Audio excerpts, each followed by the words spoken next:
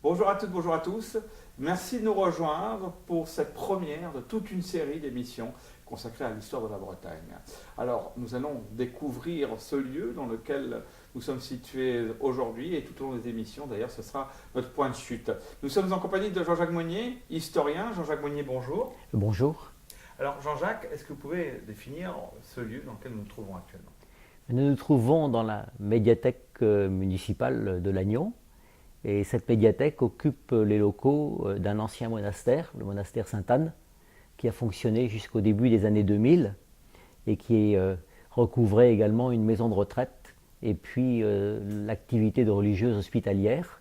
Par la suite, les religieuses ont été obligées d'arrêter leur activité et ont cédé le bâtiment à la ville de Lannion, qui en a fait donc cette médiathèque magnifique parce qu'elle a à la fois un cadre ancien du XVIIe siècle et puis une activité extrêmement moderne avec des aménagements que l'on verra d'ailleurs au cours de ces séquences, et des aménagements qui en font une des médiathèques les plus attrayantes de Bretagne.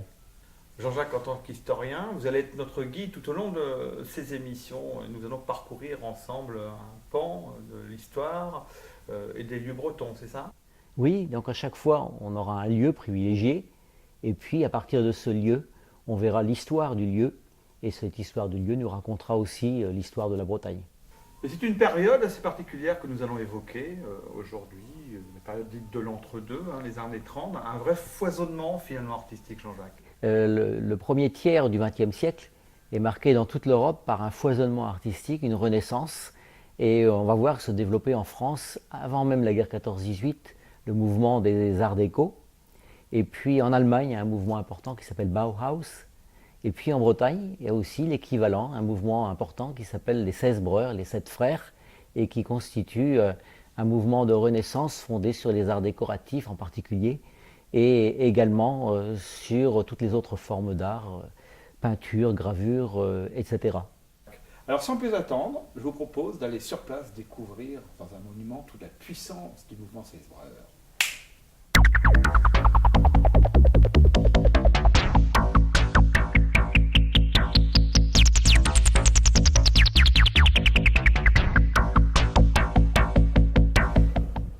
Première étape à travers la Bretagne, nous voici ici devant la chapelle Saint-Joseph à Lannion. Jean-Jacques, qu'est-ce qu'elle a de particulier cette chapelle?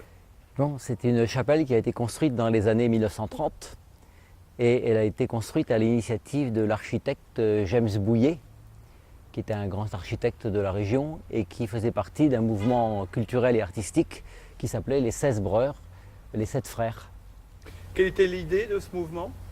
Ce mouvement qui s'est créé en 1923 voulait montrer que la Bretagne n'était pas arriérée, qu'elle avait des traditions, mais qu'elle savait aussi évoluer et faire de l'art tout à fait moderne, voire contemporain. Un mouvement des 16 Breurs qui a essaimé dans bien d'autres domaines, on le verra tout à l'heure, Jean-Jacques, mais qui est-ce qui est à l'origine de ce mouvement?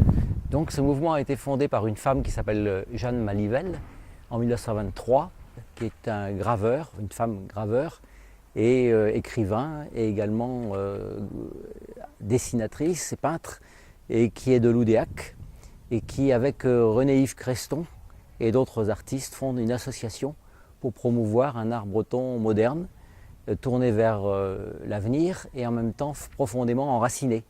C'était pour réagir contre les clichés qui montraient une Bretagne arriérée, un peu de type Bécassine, et une Bretagne donc en retard sur son temps. La question qu'on peut se poser, Jean-Jacques, c'est pourquoi un bâtiment si moderne enchâssé dans une église plus ancienne, dans un bâtiment plus ancien ici à Lannion? Bon, il y avait ici une école des frères au XIXe siècle, jusqu'au début du XXe siècle. Et en 1905, il y a eu les lois laïques et les prêtres qui enseignaient au petit séminaire de Tréguier ont été chassés de ce petit séminaire et sont venus s'installer ici à Lannion. Et l'institution Saint-Joseph, dans laquelle on se trouve, a connu un grand développement. Et pour ce développement, donc, elle avait besoin de place et l'église ancienne, la chapelle ancienne, n'était pas suffisante. Et on a décidé de faire un ensemble complètement nouveau en le confiant donc à James Bouillet et à beaucoup d'autres membres des 16 Breurs et également à beaucoup d'artisans ou de décorateurs locaux. Déjà Jean-Jacques, lorsqu'on observe le fronton, on voit déjà le style 16 Breurs. Hein. Oui, donc on a un assemblage qui mêle l'ancien et le moderne, un travail avec des moellons à l'ancienne, la pierre du pays, et puis des matériaux modernes, notamment autour du vitrail, c'est-à-dire du béton, et puis même du ciment. Et cet assemblage-là est un peu la marque des 16 Breurs.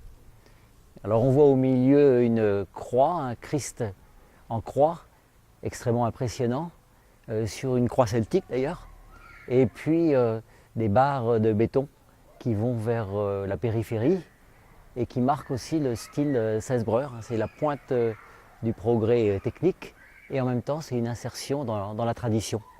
En bas on a une porte avec des pavés de verre et on verra comment à l'intérieur ça donne une grande clarté et une couleur très vive. Alors juste avant d'aller plus loin, Jean-Jacques, il y a d'autres endroits comme cela où les 16 Breurs ont posé leur empreinte, si je puis dire, sur des bâtiments. Oui, ils ont laissé une marque un peu dans toute la Bretagne. Pour les seules églises ou chapelles, on en trouve à Glomel, à Scrignac, à Logivy de la Mer, à l'Armor-Pleubian. Il y a aussi beaucoup de villas qui ont été bâties sur les plans des 16 Breurs. Bon, on va peut-être déjà aussi situer la chapelle dans son contexte global ici. Oui, donc la chapelle s'intègre dans le cadre qu'il y avait avant. Et sur la gauche, ici, on a le bâtiment administratif avec des pierres vertes horizontales, les pierres de l'Agnon. Et puis sur la droite, de l'autre côté, donc, le mur de l'ancienne chapelle du XVIIe siècle. On a conservé ce mur très intelligemment d'ailleurs et on l'a intégré dans le restaurant scolaire. Et on voit d'ailleurs en bas la pierre de fondation de cette ancienne chapelle. C'est vrai que l'extérieur est remarquable. Enfin, à l'intérieur, la visite va être édifiante parce qu'on va voir vraiment cet art des 16 Breurs à son apogée. Oui, surtout les formes et les couleurs, donc allons-y.